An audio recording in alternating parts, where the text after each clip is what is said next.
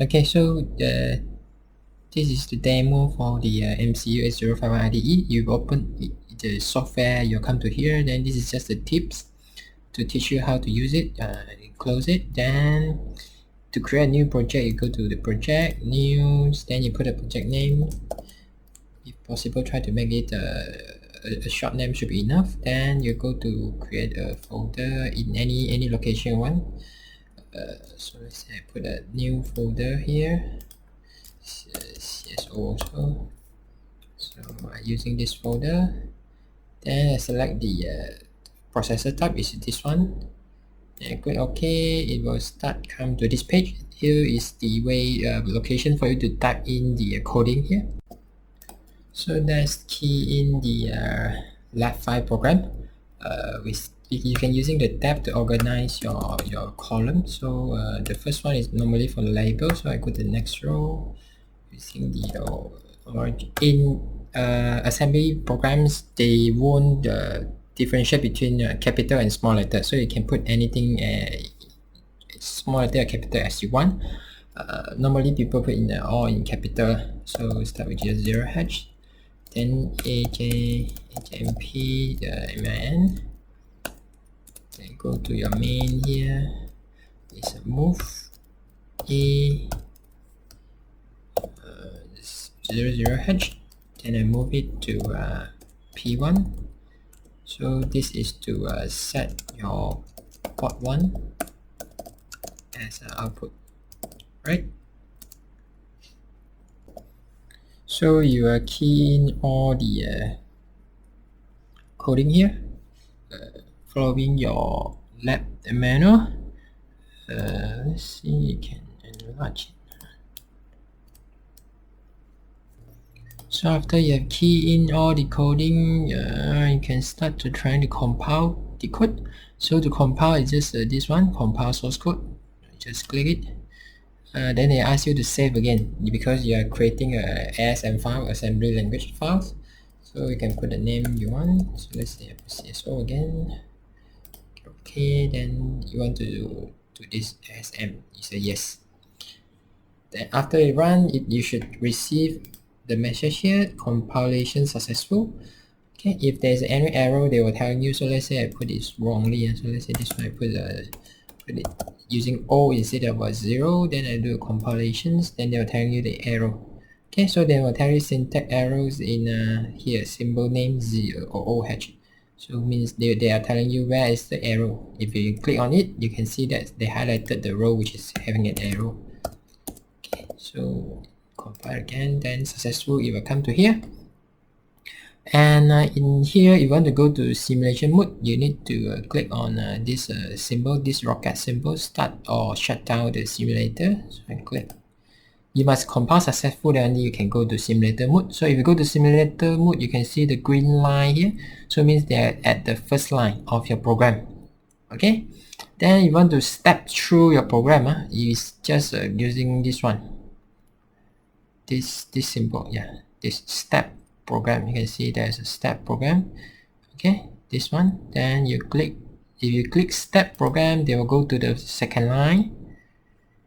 Then you click step. When you come to the simulator mode, they will show you all the special function register in this window here. So you can see this is the A and B register. Then this is your port 1, port 0 up to port 3 register. So now the values inside is 1111 here. Then you have a R0 to R7, then some others register here. So this is the most common one we're going to use. Port A, B, and also the R, the register, empty register. So if I step through, then I'll move 00 into my A. So it's already in 00, so nothing happened to your A here. Then if I step through again, I will move A into P1, so my P1 should become 00, right? So my P1 become 00 already if you look at it. Then the next one I will step through again. I move my A into the 01 into my A, so my A becomes 01 here. So you can see they tell you the hexadecimal and binary values in here. Okay, then I step through again. my P1 becomes 0, 1 already. Then if I step through again, my A becomes 0, 2. Then now it's this one, move to P1. So I move again, my P1 will become 0, 2. So it becomes 0, 2 here.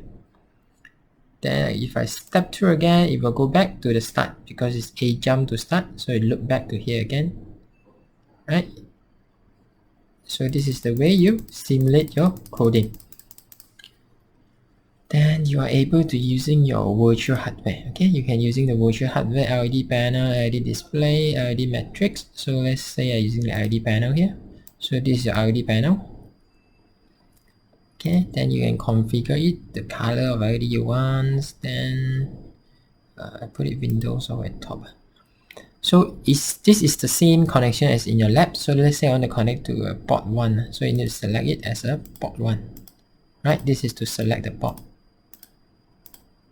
Okay, this is my port 1. In here I only need 2 LED, so I can just use these 2. So I want the bit 0 and 1. Bit 0 and bit 1. To be more clear, so I put it just this way, 1, 0, 1. So this is a 6 and 7. Okay, to the port 1. So this is port 1 also. Since I didn't use, so I don't create all this thing. So this is the 1. So if I on it, okay, then it will follow what happened to your code. Okay, so you can see now is my port 1 is 0, 1. So this one is on, this one is off. So if I step through again and if I run this, bring 0, 2 to my P1, then they change the state accordingly, right? So this is how you simulate your code using this Mcu8051. Okay, you also can creating the switches. Okay, so for lab 5, if you want to using the switches, you can come into here, simple keypad. So this is the switches you can use. Okay. Simple keypad here, then you can put it always at the top so that it won't run away.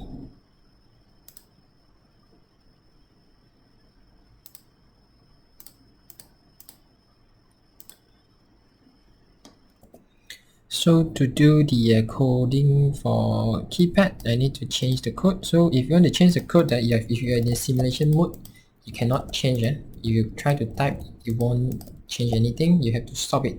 So you have to stop this simulator. Then only you are able to change the code. So now let's add in the code for the input, which is this one. So FFH, remember to put a 0 in front, then move it to P2 A.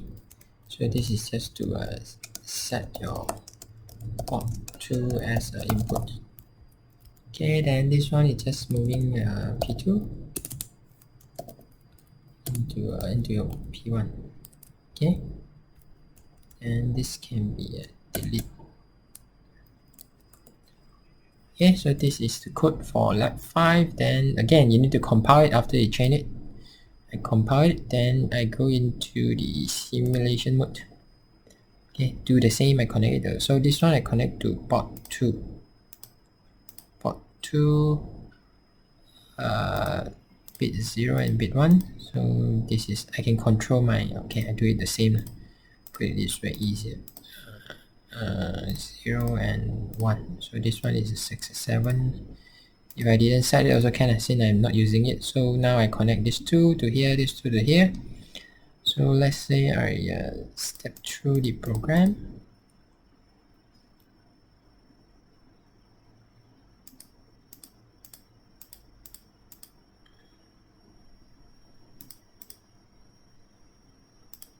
This one is the inverse. So let's check this.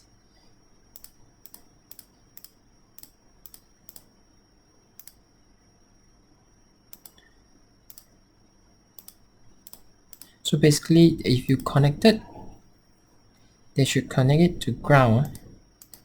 Yeah, so if you close it, they will connect to ground. If you open it, they will not. They will connect it to nothing.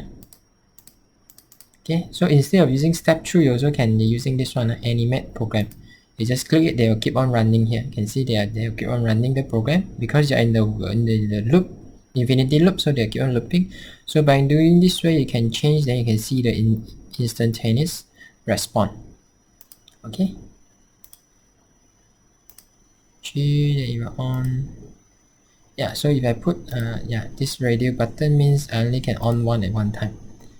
So if I can on two together. Okay, so this radio button is to allow you to switch on one only at one time. So you want more than one switches to be on, so you just cancel this one. Okay.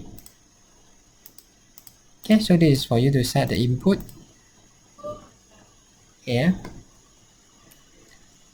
So this is the way to using the input and output. So I think that's all for this demo for using the Mcu8051. Okay, you can check the values of your P1, P3, A and B register, then the R register here. So then you can using the virtual hardware. You can try to use the others also. There's a few more, the LED segments to connect LED. Okay, so that's all for the demo in this Mcu8051 IDE.